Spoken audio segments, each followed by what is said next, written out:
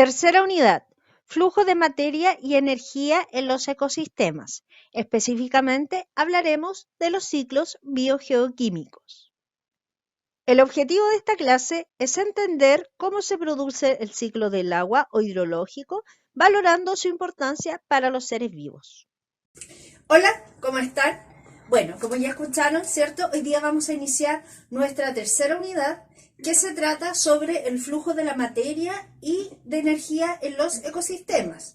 ¿Por qué es importante? Resulta que en nuestro ecosistema constantemente, ¿verdad?, las cosas se van modificando. No sé si recuerdan en las clases de química, donde se les dijo, ¿verdad?, que existe algo que se llama la ley de Lavoisier o ley de conservación de la masa, donde decía que específicamente la materia no se crea ni se destruye, solo se transforma. Y eso mismo se aplica a lo que ocurre a los ecosistemas. Es decir, la materia está en constantes transformaciones. No es que aparezca o desaparezca materia, sino que se mantiene la misma que se va modificando. Pues bien, vamos a analizar entonces en esta unidad qué va sucediendo con las distintas materias que existen en nuestro ecosistema y también, por lo tanto, con la energía que es tan necesaria para los seres vivos para poder subsistir. Bueno, para ello entonces vamos a empezar específicamente esta unidad hablando sobre los ciclos biogeoquímicos. Si desglosamos la palabra biogeoquímicos, bio viene de biología, geo tiene que ver, ¿verdad?, con geografía, geología, es decir, todo lo que ocurre en nuestra Tierra, ¿verdad? Y además químicos, ¿verdad? Es decir, algunos cambios o modificaciones, cambios físicos y cambios químicos que pueden ocurrir dentro del ecosistema. Ahora, quizá les suena algo muy extraño, sin embargo, yo estoy muy segura que ustedes lo deben haber visto, quizás con otros nombres, pero aquí se encuentran distintos ciclos, ¿ya? Específicamente los que podemos ver aquí en este esquema, donde el más conocido por ustedes debe ser el ciclo del agua o bien ciclo hidrológico. Además, existen otros ciclos, como por ejemplo el ciclo del carbono, el ciclo del nitrógeno, el ciclo de fósforo, de azufre y así de una serie de elementos que se encuentran y compuestos que se encuentran en nuestra Tierra, ¿verdad? Los cuales, como les mencioné en un principio, van cambiando o se van, por decirlo de alguna manera, reciclando constantemente para poder ser utilizados. Entonces, en esta clase específicamente vamos a iniciar con el ciclo del agua. Ahora, o ciclo hidrológico. ¿Por qué es importante? Resulta que el agua es el principal componente de los seres vivos, entre un 65 a 70% de agua, específicamente donde se encuentra, como podemos ver aquí, en las células, ¿cierto? La imagen de más arriba es un tejido animal, ¿verdad? Y abajo se ve un tejido vegetal. Entonces, al ser un componente fundamental de las células, obviamente se hace fundamental para nosotros. Además, otra de las importancias que tiene el agua es que, como bien saben, es el principal componente de nuestra Tierra. Ahora bien, resulta que aproximadamente, como vemos aquí en el gráfico, el 97,5% del agua de nuestra Tierra corresponde a agua salada y tan solo el 2,5% a agua dulce que se distribuye entre los ríos, lagos, ¿verdad?, lagunas, también aguas subterráneas y en menor proporción de los glaciares también y nieves permanentes, es decir, aquellas nieves que no pasan a estado líquido ni gaseoso. Entonces, al ser el agua el principal componente tanto de los seres vivos como de la Tierra, resulta fundamental que se produzca este ciclo para poder ir reciclando, entre comillas, ¿verdad?, el agua. Más en la actualidad, como ustedes saben, que con esto del calentamiento global que ustedes ya averiguaron, ocurren distintos fenómenos al aumentar la temperatura de nuestra Tierra, que desencadenan ciertas cosas donde se ve perjudicado el ciclo del agua, como por ejemplo las sequías, ¿cierto? Porque al haber menos precipitación hay menos agua disponible, se secan los lagos, los ríos, y la principal fuente que nosotros tenemos de agua para el consumo tanto de los seres humanos como de los animales y las plantas, es el agua dulce. Y como recordarán, solamente el agua dulce es un 2,5%. Por lo tanto, por eso es tan importante cuidar el agua y que ustedes vayan tomando conciencia de esto. Entonces, para fines prácticos, podemos decir primero, en primer lugar, ¿cierto?, definir lo que es el ciclo hidrológico o ciclo del agua, y este en el fondo corresponde al proceso de circulación constante del agua entre los distintos compartimentos que forman específicamente la hidrosfera, es decir, la circulación de agua que ocurre entre los mares, los ríos, los lagos, la atmósfera, que también hay agua, y en la tierra como tal. Ahora, específicamente, en el ciclo del agua hay muy pocas reacciones químicas y más bien son cambios de tipo físico, donde lo que se modifica es el estado del agua. Eso significa que son cambios reversibles, como ustedes bien saben, por eso es que va pasando y es un ciclo que se repite una y otra vez. Y además de el traslado de agua a los distintos lugares, ¿verdad?, de nuestro planeta. Acá podemos ver entonces un esquema del ciclo del agua, donde podemos observar las distintas fases o acontecimientos que ocurren en él. Obviamente, al ser un ciclo, podríamos empezar a analizarlo de cualquiera de sus fases. Sin embargo, para fines didácticos, que es también como vamos a ir explicando todas las fases a lo largo de este video, vamos a iniciar por la precipitación, ¿cierto?, que podía ser en las cosas que ustedes ya conocen, puede ser en forma de líquida o sólida, ¿verdad? Es decir, lluvia o nieve, ¿verdad? Bueno, esto cae a la superficie terrestre y específicamente allí ocurren distintos acontecimientos que puede ser la infiltración, ¿verdad?, que está acá abajo, ¿cierto? O bien la percolación, que permite la formación de aguas subterráneas o napas subterráneas. O la otra opción que ocurre con las precipitaciones es que el agua se produzca el fenómeno de escorrentía, es decir, que baje, ¿cierto?, a través o se deslice a través de las distintas pendientes que ésta encuentre. Luego ocurre el fenómeno de evaporación, que puede ocurrir tanto a nivel del mar, ¿verdad?, o a nivel de los lagos o lagunas, los ríos, ¿cierto?, con lo cual el agua pasa de estado líquido al gaseoso y por lo tanto asciende a la atmósfera. Esto también puede ocurrir a través de la sublimación, que es el paso directo de agua de estado sólido al gaseoso. Bueno, y con todo ello el agua asciende a la atmósfera, ¿verdad?, en forma de vapor de agua, por lo tanto, y esto permite la condensación, que es la transformación o la acción de las nubes, ¿cierto? Y esta además, a su vez, mientras ocurre la condensación, también van ocurriendo específicamente distintas transportaciones de el agua o del vapor de agua, ya a través de la atmósfera. Y así, lógicamente, se repite el ciclo una y otra vez. Entonces ahora vamos a ir analizando cada una de estas etapas para que sepas en qué consiste, ¿verdad?, y cómo van participando dentro de este ciclo biogeoquímico. Al estar hablando de un ciclo, para poder analizar lo que acabamos de ver, podemos empezar de cualquier parte o cualquiera de las fases. Bien, para fines didácticos, es más ordenado empezar hablando sobre la precipitación. Específicamente, la precipitación corresponde a el acontecimiento donde las gotas de agua que se encuentran contenidas en las nubes, ¿verdad?, precipitan, por eso se llama así, es decir, bajan hasta llegar hasta la superficie terrestre, y esto se produce principalmente porque al acumularse tantas gotas de agua en el interior de la nube, esta en un momento ya no la puede sostener y por lo tanto cae. Cuando hablamos de precipitación, obviamente, como pueden ver allí, podemos estar hablando de precipitaciones líquidas, ¿verdad?, que es la lluvia propiamente tal, o bien precipitaciones sólidas, donde estamos hablando del granizo o la nieve. Ahora, después de la precipitación, podemos describir lo que ocurren distintas cosas a nivel de la superficie terrestre y vamos a empezar analizando la infiltración.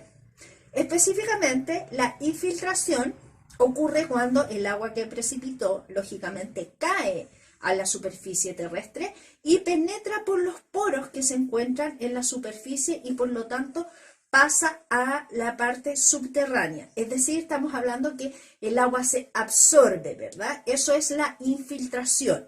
Ahora, ¿de qué depende que ocurra la infiltración?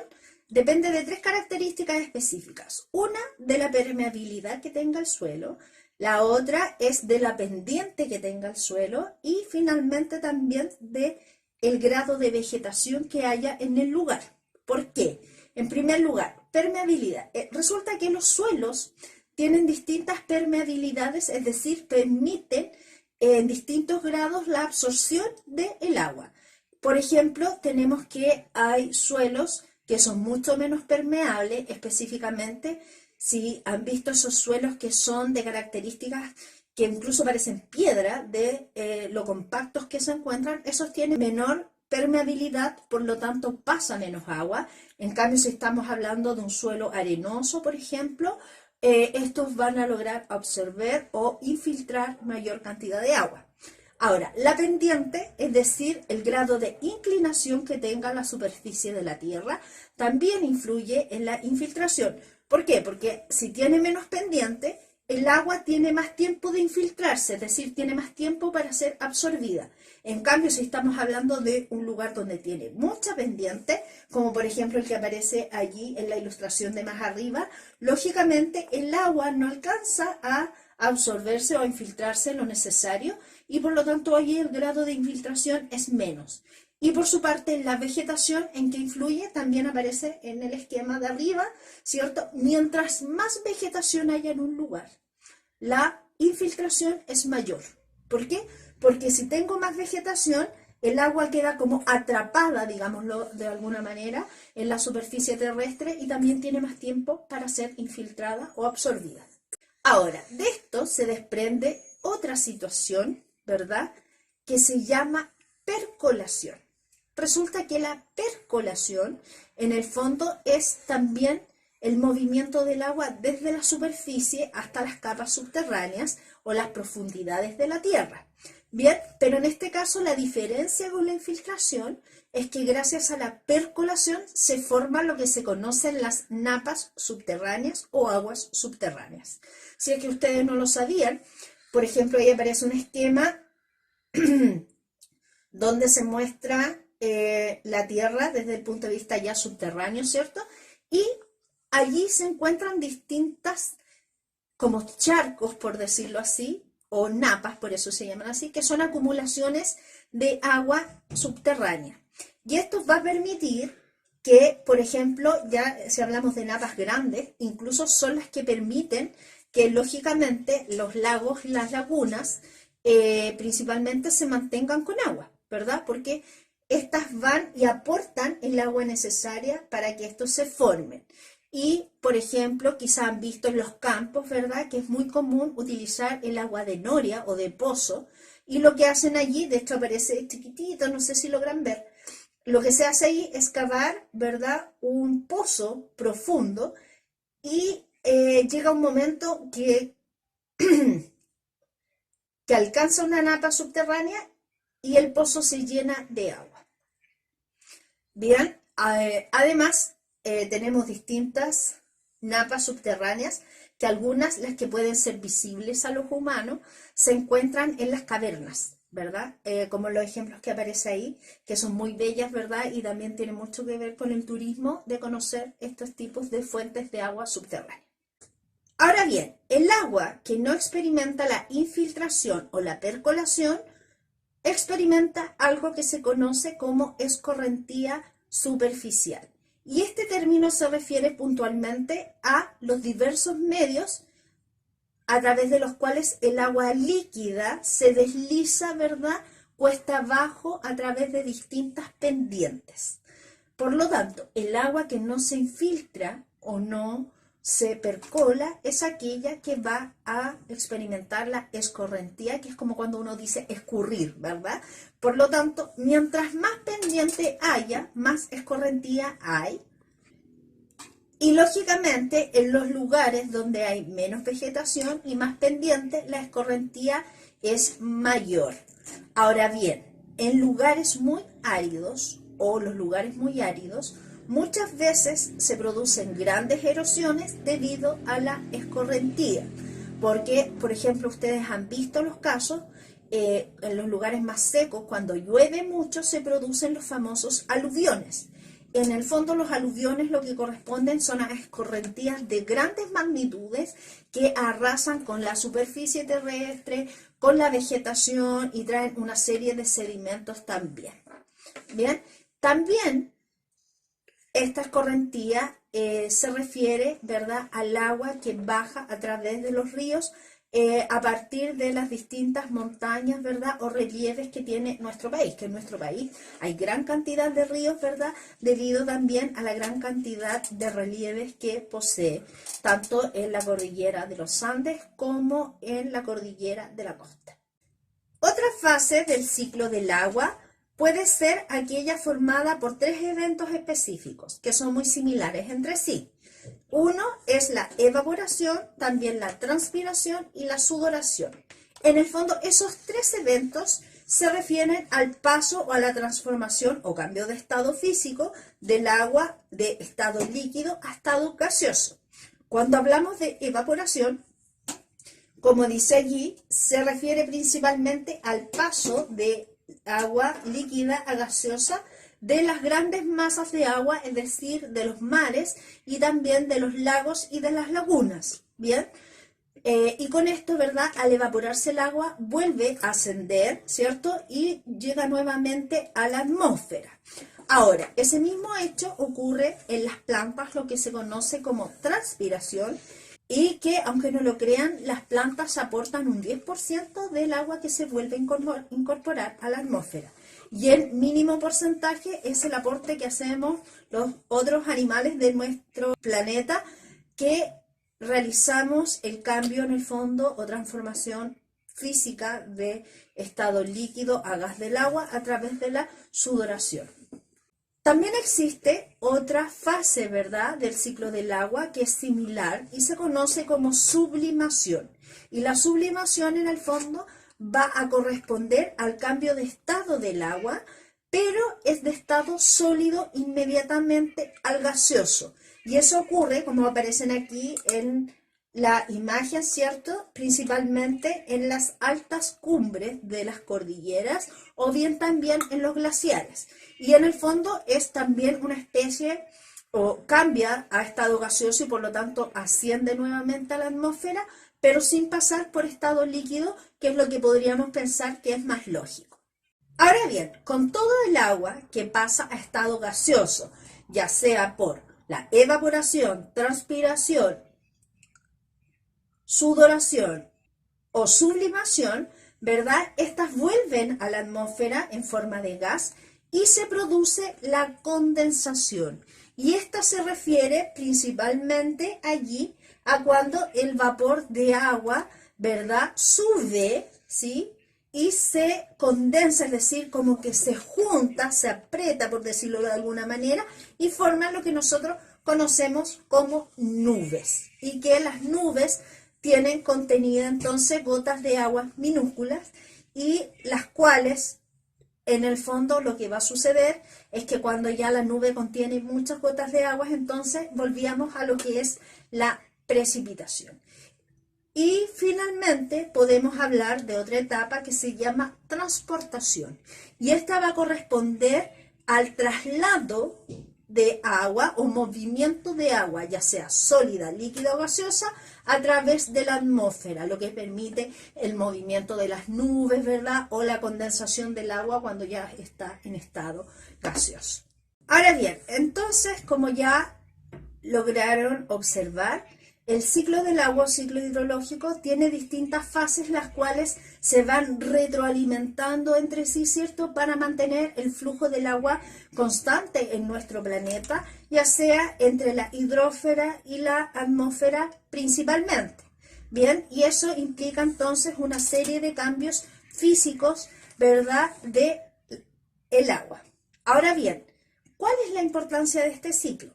Pues a mí me interesaría mucho, ¿cierto?, que pudiésemos deducir, ¿verdad?, cuál es la implicancia que tiene. Porque si bien es cierto, al principio de este video yo les dije que el agua, ¿verdad?, era el principal componente tanto de los seres vivos como de nuestros ecosistemas o nuestro planeta Tierra. Pero sin embargo, ¿qué pasa con el ciclo del agua? Resulta que resultaría muy importante que ustedes analizaran cómo el calentamiento global, que es lo que ustedes ya conocen, puede estar influenciando en este ciclo, si es que lo afecta o no lo afecta y por qué. Entonces se los voy a dejar de tarea para que lo podamos discutir en las clases online a través de Google Meet. Recuerden que para desarrollar la guía, lógicamente, o si algo no les quedó claro, me pueden buscar a través de todos los medios que ustedes ya conocen. Así es que ahora me despido, que estén muy bien. Chao.